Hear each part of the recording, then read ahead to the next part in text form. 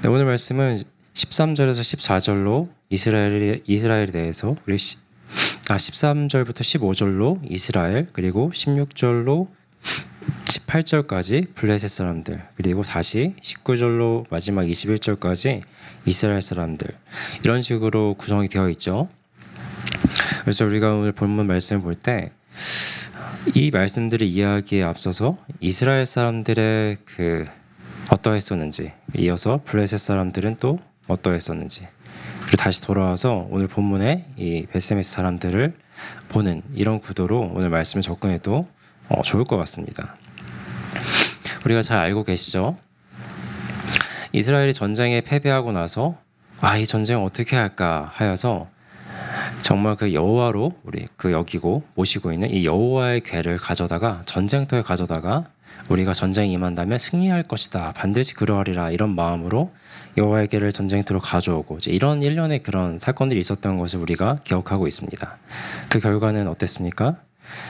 처음에 패배했던 전쟁보다 오히려 더 처참히 패배하고 이스라엘은 엄청난 충격에 빠지게 됩니다.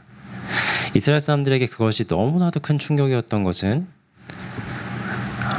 이 전쟁이 단순히 자신들, 자기 민족, 이 자기 나라 이스라엘의 패배로 끝나는 것이 아니라 자신들이 그토록 믿고 정말로 우리가 승리하리라 믿었던 그 근거였던 이 여호와 하나님, 이 하나님이 우리와 함께 하셨는데도 우리가 패배했는가, 바로 이 큰 질문과 이 큰 충격 때문에 이들은 이 전쟁의 패배의 아픔이 너무나도 컸고 그 충격으로부터 정말 벗어나기 어려웠던 그런 배경을 가지고 있습니다.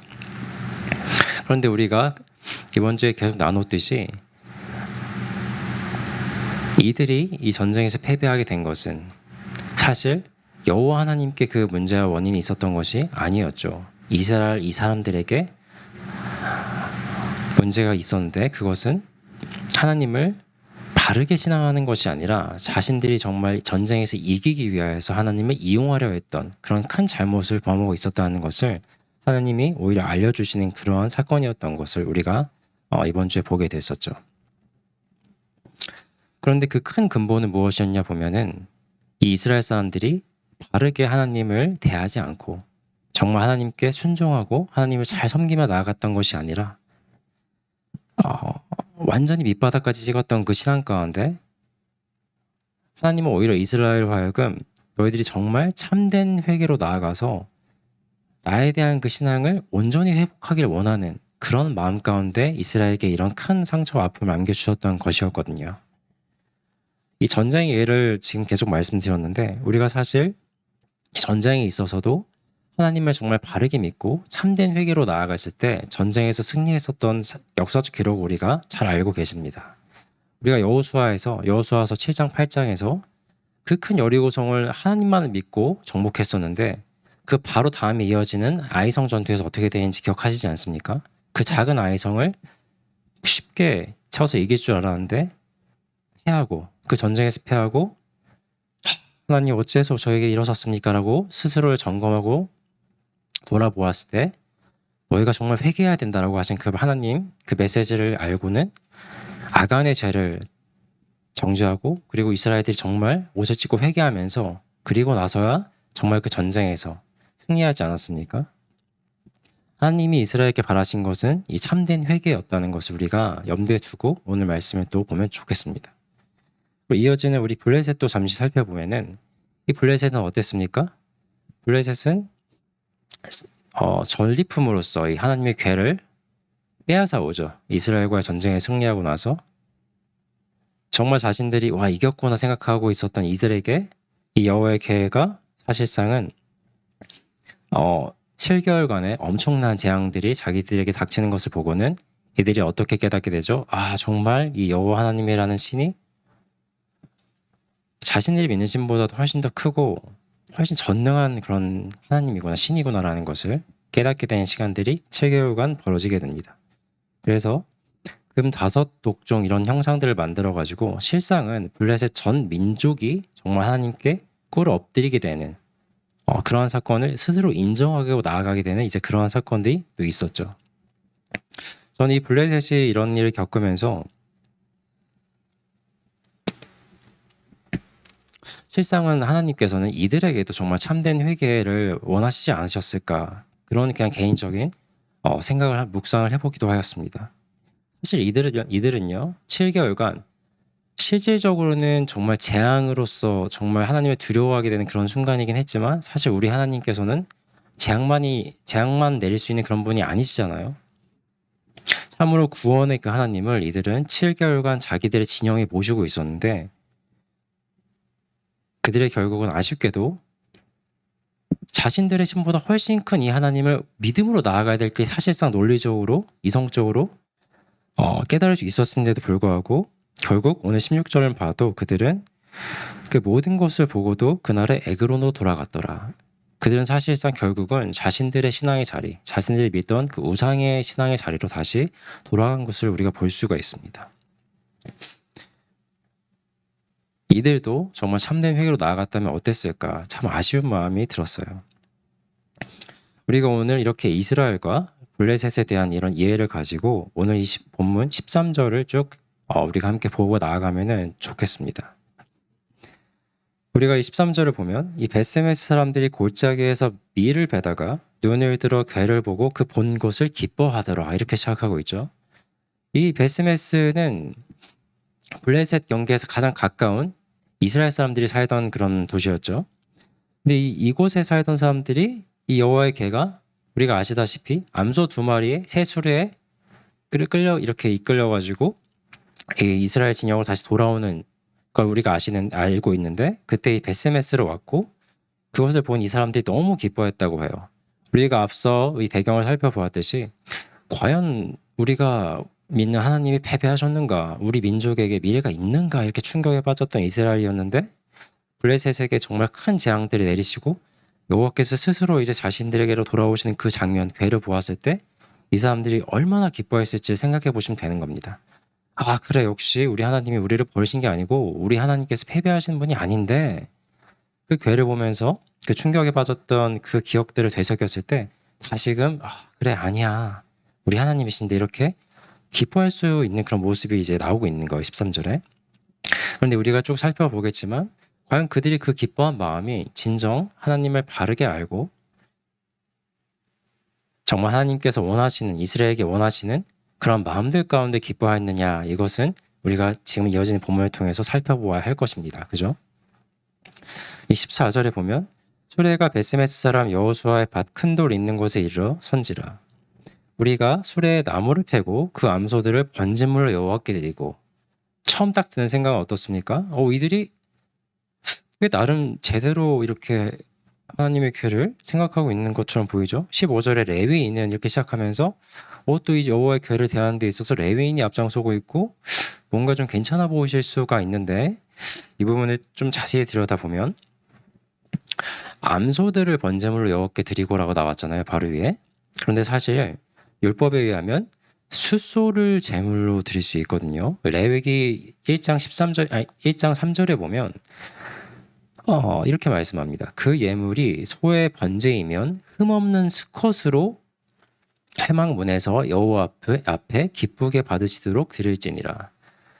소로 드리는 제사면은 이 암소로 드리면 안 됩니다. 숫소로 드리는 것이 율법에 맞거든요. 겉으로 봤을 때는 잘하는 것처럼 보였지만 실상은 잘못 알고 잘못 드리고 있는 것을 우리가 알 수 있습니다. 그리고 레위인을 앞세워서 그날의 이 번제와 다른 제사들을 드렸다고 하는데 과연 다른 제사들도 제대로 드렸을까 의구심이 좀 들기도 해요. 이제 우리가 주의해서 보아야 될 부분은 이제 19절로 이제 시작될 수 있습니다. 19절에 보면 벳세메스 사람들이 여호와의 괴를 들여다본 까닭에 그들을 치사 여기 괄호로 5만 이렇게 써 있고 그다음 70명을 죽이신지라 이렇게 되어 있는데 이 성경은 이 옛날에 그 기록된 그 말씀들 가운데 정말 우리가 신뢰할 만한 그런 기록들을 모아가지고 우리가 지금 들고 다니는 한 권의 성경을 만들었다는 거 잘 아실 거예요. 그죠? 5만 70명이라고 써 있는 부분도 있고 그저 그 70명이라고 써 있는 부분도 있는데 둘 다가 아주 유력하다 보니까 성경은 그 둘을 같이 담아놓고 앞에 괄호로 이렇게 추가해 놓고 있는 것입니다.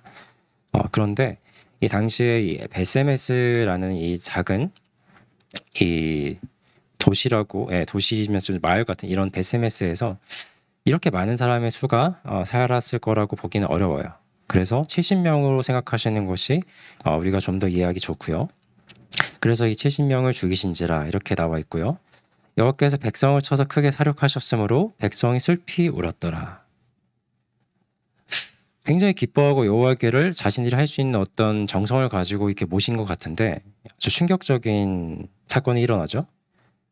여호와께를 들여다보았기 때문에 그들이 70명이 그냥 그 자리에서 즉시 이렇게 죽음을 맞게 됩니다. 이 여호와의 계는 아무나 가까이 할 수 있는 것이 아니었죠. 원래 1년에 단 한 번 대제사장만이 가까이 할 수 있었습니다. 그리고 여호와의 그 신전을 성막을 섬기는 그런 레위인들조차도 가까이 하면 죽을 것이다라고 말씀하신 바가 있어요. 민수기 4장 20절에 보면 그들은 잠시라도 들어가서 성소를 보지 말라. 그들이 죽으리라. 이렇게 말씀하셨거든요. 이것은 하나님의 말씀대로 바로 이루어진 정말 그런 죽음이긴 한데 이 상황이 참 어찌 보면 안타깝기도 하고 하지만 이들 입장에서는 굉장히 충격적이었어요. 그래서 생각을 해봤습니다. 이 사람들이 몰랐을까요? 여호와께를 들여다보면 안 된다는 것을 과연 몰랐을까? 그런데 이 20절을 보면 베스메스 사람들이 이르되 이 거룩하신 하나님 여호와 앞에 누가 능히 서리요? 슬피 울면서 이렇게 말을 하고 있거든요. 이들이 앞에서 레위인이 등장하고 또 번제물을 막 드리기도 하고 비록 잘못되었지만 아예 지식이 없었던 것이 아니었고 그리고 이 20절의 말씀 이 거룩하신 하나님 앞에 누가 서려라고 말씀하는 것을 미루어 보아도 이들이 여호와의 궤를 감히 들여다보면 안 된다라는 인식을 가지고 있었던 것을 보입니다. 그런데 이들이 왜 굳이 여호와의 궤를 들여다보아가지고 그죠? 이 죽음을 맞게 되었을까? 이것이 단순한 호기심에서 비롯된 것은 아닌 것 같습니다. 저는 이것을 보면서 이들이 들여다보면 안 되는 것을 알면서도 하나님이 말씀하신 그 율법을 통해 말씀하신 그 명령보다도 과연 우리가 설마 죽겠는가? 혹은 이것을 우리가 들여다볼 수 있지 않겠는가? 하나님의 어떤 말씀과 율법보다도 자신의 생각을 앞세워서 행동한 결과라고 보여집니다. 왜 이런 생각으로 더 나아갈 수 있었던 것이냐면 우리가 또 옛적에 이 모세가 하나님 말씀하신 바를 그대로 순종하지 않고 참 안타까운 결과를 맞게 되는 게 있었는데 그것이 민수기 20장 12절의 말씀입니다. 민수기 20장 12절에 보면 여호와께서 모세와 아론에게 이르시되 너희가 나를 믿지 아니하고 이스라엘 자손의 목전에서 내 거룩함을 나타내지 아니한 고로 너희는 이 회중을 내가 그들에게 준 땅으로 인도하여 드리지 못하리라 하시니라 이렇게 말씀이 나와 있거든요. 이 목마르다고 막 그 불평불만하는 이스라엘 앞에서 하나님께서 반석에게 명하여 물을 내라라고 모세에게 그렇게 하라고 분명히 말씀하셨는데 모세가 어떻게 했습니까? 2번을 내리치죠. 그곳을. 물이 나오긴 했죠. 근데 이렇게 하나님의 말씀대로 행하지 않았습니다. 근데 그 행하지 않았을 때 하나님이 뭐라고 하시냐면 네가 나를 믿지 아니하고 그리고 이어서 내 거룩함을 나타내지 아니한 거로 이렇게 말씀하세요. 모세는 하나님이 분명히 가르쳐 주신 그 방법으로 그것에 순종해서 그대로 해야 되는 건데 자신의 생각대로 자신의 그 감정 분을 못 이겨서도 있을 수도 있겠지만 자신의 생각대로 그렇게 하거든요. 그리고 결과적으로 그것은 거룩하신 하나님을 드러내지 않는 행위였다고 하나님께서 분명히 말씀하시고 그 하나님을 대면했던 모세조차도 결국은 약속하신 그 땅에 들어가지 못하게 되는 하나님께서 그렇게 철저하게 자신의 거룩함을 드러내시는 장면이 이 민수기 20장에 있었습니다. 그래서 이것과 미루어 볼 때 오늘 이 이스라엘의 모습들 하나님이 분명히 말씀하신 방법들이 있고 따르라 하신 그런 것들의 순종함을 가지고 그렇게 하나님을 대해야 하는데 자신의 생각들에서 그것을 어기고 그대로 따르지 않았습니다. 그리고 그것은 이러한 심판으로 이루어지게 되었죠.